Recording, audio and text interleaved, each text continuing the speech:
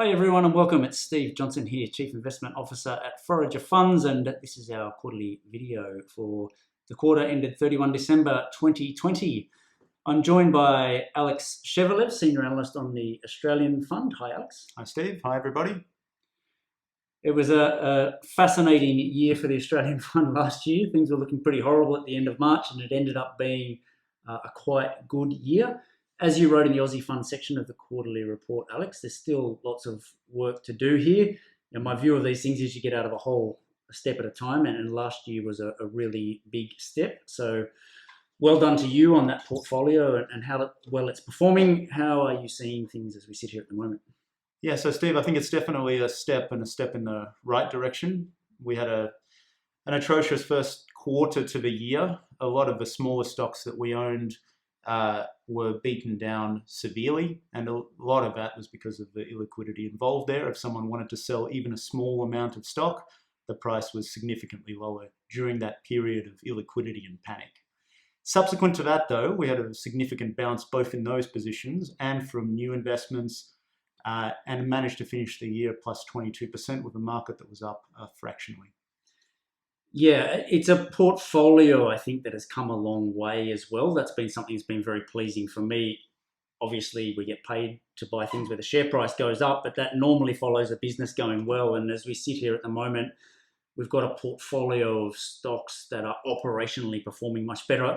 I'd say, 2 years ago, and a lot of the stocks that were in the portfolio predated your time with us, but we dread reporting season, and sometimes when an announcement came out, you were dreading what you were going to see because some of the businesses that we were owned were not in a good place. And I feel like now across the portfolio, it's a much better balance. How are you feeling looking into this coming reporting season?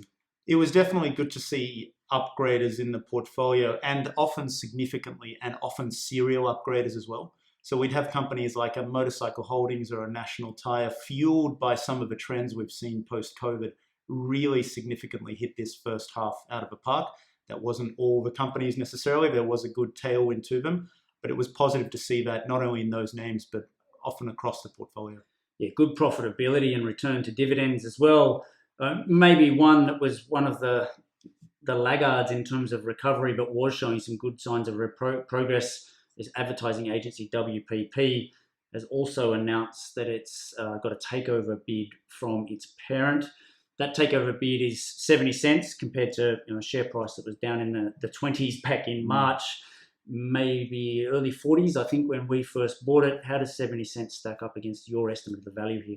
So it actually was not far from the estimate of the value when we initially invested in the business at that price. In the meantime, we had a ride all the way down to 20 in that March collapse, and subsequently a recovery to the 40-cent range. Interestingly, though, in the meantime, and this was evident during calendar 20, the management team there was doing some pretty good things to try to get the business back onto even ground. So they were cutting costs where that was required in the face of reducing advertising revenues. And actually, profitability in the business had grown for the quarterly period that we saw. Now, we weren't the only ones to see it. Other investors were seeing it as well. And interestingly, the parent company that already owns 62% of WPP, of course, was aware of what was going on there and that things were improving. And clearly they felt that was a good opportunity to lodge a bid for the remaining portion that they didn't own. Yeah, it's historically been a feature of this fund, and I think generally of buying stocks cheap, that your exit is often a takeover. In this latest quarterly report, you've identified a number of other candidates. What do you think are the highest probability over the next couple of years for takeover bids in the portfolio? So I think one that has been sort of perennially talked about is Eclipse. So Eclipse is a fleet management business with a small novated business to it as well. The company was bid for a couple of years ago by two suitors, and it is a reasonably unique industry where the economics to scale are very dramatic.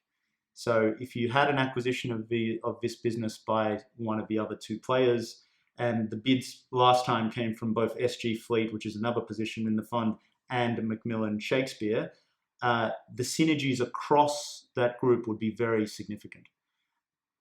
That's sort of coupled with a restriction on the number of deals that can be done here, because the industry is getting quite consolidated after a period of mopping up of smaller players. So now we're looking at probably 2 deals still to come here. and after that, you'd be hard pressed to get another one across the line.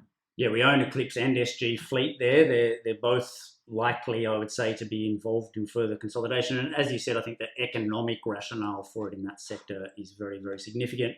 But my experience with takeovers in the past is if you're relying on them for value realization, then you're in trouble because it means something else has gone wrong with your investment. And it very, very rarely happens at the bottom or at particularly low share prices because the company is not trading at a price at which the majority of shareholders are willing to get out. So you tend to see them once the business has at least turned around, once it's recovered, once the share price is reasonably fair, and then someone can pay a sensible premium to that, and everyone is happy. I think WPP is the perfect example of that. As the business started to recover, the parent goes, well, if we wait, we're going to have to pay more, rather than if we wait, we pay less.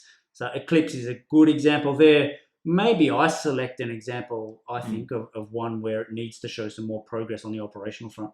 I think that's right. And we had a pleasing report out of the first quarter for iSelect, but there's more work still to be done there. There is a new CEO in place who seems to be making some interesting moves around partnerships on the media side.